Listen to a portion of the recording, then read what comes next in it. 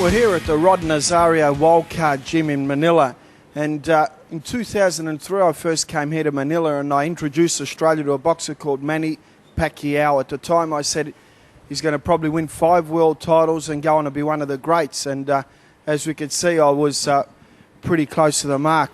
Now there's another guy I'd like to introduce you to, and his name's Nonito Donaire, and he's won 2 world titles so far. I'm predicting he's going to go on to win 5, maybe 6 world titles in different weight classes. He's definitely up there with one of my favourite boxers and in the top 5 pound-for-pound boxers in the world. Nonito, welcome to the KO Boxing Show. Thank you. Thank you for having me.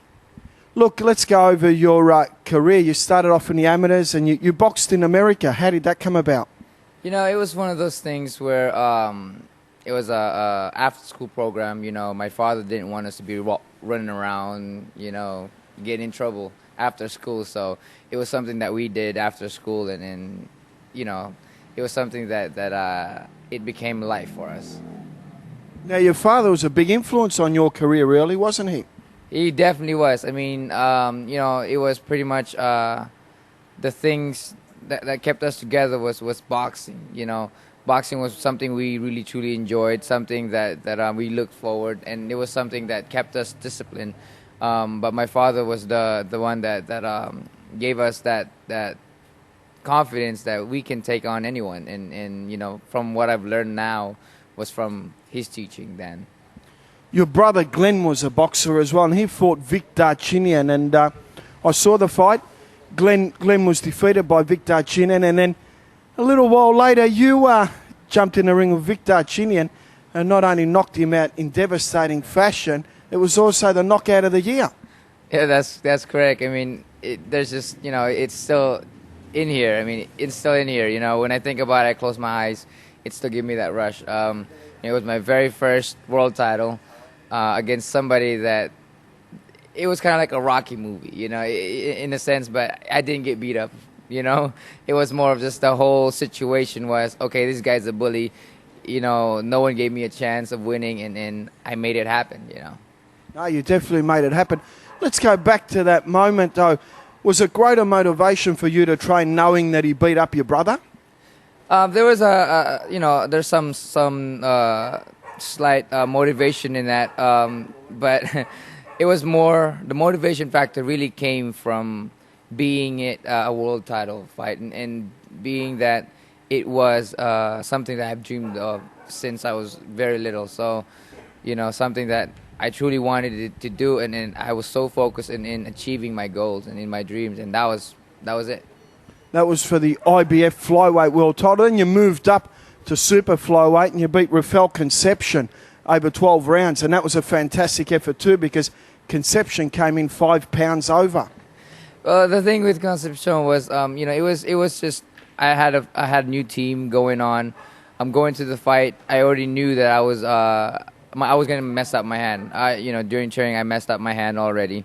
That's why I had the bigger Everlast gloves that I was wearing that fight. You know, there was just so many things around the weight, the injury, and the new team. So, you know, it was just something that that I definitely experienced. You know, and I know that whatever angle I look at it, I always come out to using my mentality and using my discipline in figuring out my opponent, you know, and try to get the victory. Great, Nonito. Now, you're promoted by Bob Arum, Top Rank, and he's probably the biggest promoter in the world. What's it like dealing with Bob Arum, and do you talk to him personally, or does your manager talk to him? How does it work? My manager talks to him. Cameron Duncan, my manager, he's the one that negotiates everything. So, you know, whatever Cameron and Bob talk about, it's usually relayed to me, and that's how I find out on things and who I'm fighting or how or where I'm going to fight and stuff like that. But I usually just keep my nose out of that and just give me a schedule, I'm there. Whoever it is, it doesn't matter. Now, Vic Darchinyan, for the Australian viewers, because we're getting a lot of cross reports, Darchinyan keeps saying that you didn't want to fight him, and we only get Darchinyan's version because we're in Australia. Now, what's your version, Nonito? Now, it's been, the negotiation process was about 4 or 5 months till the August 21st scheduled. I mean, Showtime had put all money already in there. Actually, he was getting paid more, 100,000 more money than 100,000 more in his purse than me. I took the fight anyway. He had Australian TV rights. He had the Armenian TV rights. I didn't have any of my TV rights, not even in the Philippines. I still took the fight. Now I flew in. I flew in about. I flew into Vegas to sign the contract. Then the next day, I was told by the president of Top Rank that Darchinyan had emailed, or they had been informed that Darchinyan doesn't want to fight me. So and I flew in to Vegas to sign the contract, to make it happen, to finalize, to seal the deal, and I get this news that Darchinyan doesn't want to fight me, and he's all around saying that Donaire took the to sign the contract too long. When I fought him the first time, I signed the very day that I went into that ring. He didn't have no problem with it. This time I went in to sign the contract way before the fight was happening. I mean, there's still 3 more months. August 21st was the fight. It doesn't matter. For me, when people tell me you have a date, it doesn't matter. I don't ever see my contract unless the next day or the day of. This time it was actually early for me to get the contract. So I flew in to sign the contract, and I get this. I think it was Ronnie, though, because Ronnie wrote something about me going into Top Rank to sign the contract, because the next day they said that they didn't want to fight me. So Ryan Nathaniels, you're to blame why the fight never happened. All right. Now, let's go over now the future, because you've moved up to bantamweight now to seek 3 world titles, and Fondel Montiel is a man that you got the radar on, and we know you wanted to be on a Manny Pacquiao undercard. Can this dream come true for you? I've been requesting it, and it's amazing. You're undercarded Manny. I've always wanted to be an undercarded Manny. I've been with Top Rank for quite a while, and then to be fighting with somebody as legendary in a weight class as Montiel, I mean, that's a double hitter right there for me. I'm hoping that it comes true for November, but I haven't heard anything from Montiel stating that he wants to fight me. I heard that he wants to fight Darchinyan, and Darchinyan doesn't want to fight me, but he wants to fight Montiel. So I'm left out in the dark here. I'm still trying to constantly call them out, to fight, and hopefully they make it happen. I mean, I really don't have anything else to say about that. I've done everything my part. They want me to talk crap. I'm just really not that type. I call them out as a gentleman, like in the olden days. I challenge you to a duel, and that's how it is. Okay, now you're at bantamweight, and we're pretty confident you're going to get a world title there. How many divisions do you think you can move up to? I'm pretty sure, because right now I'm about 135, and I've been training still a little bit. I've been running.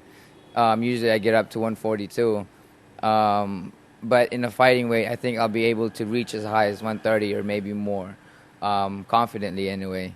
At 130, I think I'm confidently be able to take 130. But right now, I don't really want to look ahead, but I want to do 18, 22, 26, and maybe 30. Now, you're not only a boxing world champion, but you've also got in the top 100 most beautiful women in the world. So we're jealous of you as a boxer. Now we're jealous of you as your wife, Rachel. And she's a Taekwondo expert. How did you guys meet?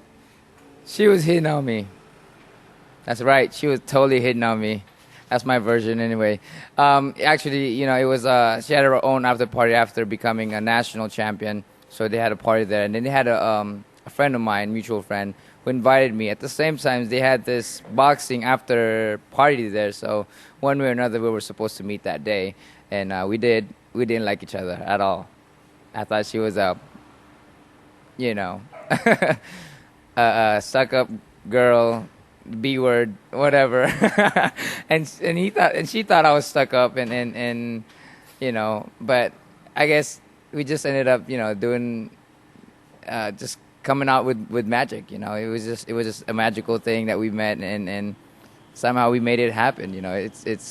I'm honored, and it's such a pleasure being with her every time. And not only that, she's beautiful, but she's very intelligent. And actually, she was the one working. Every time that I'm fighting, she does all the laundry, all the scheduling, that everybody has to be here, everybody has to do this, item has to be properly placed, Okay, you guys don't have your license. I'll call Nevada. I'll call California. So she does a lot of that stuff, and then I'm just a lucky one. I'm just a lucky guy. You know, I don't know what I did, but you know, that's why I think I'm blessed to have my wife, all the people, and the things that I truly want to bring out there is that I'm thankful of all the blessings that I have. That's why I try to be the nicest person as I can to everybody, because I am honestly a lucky man right now. We're going to have a break and come back with Nonito Donaire.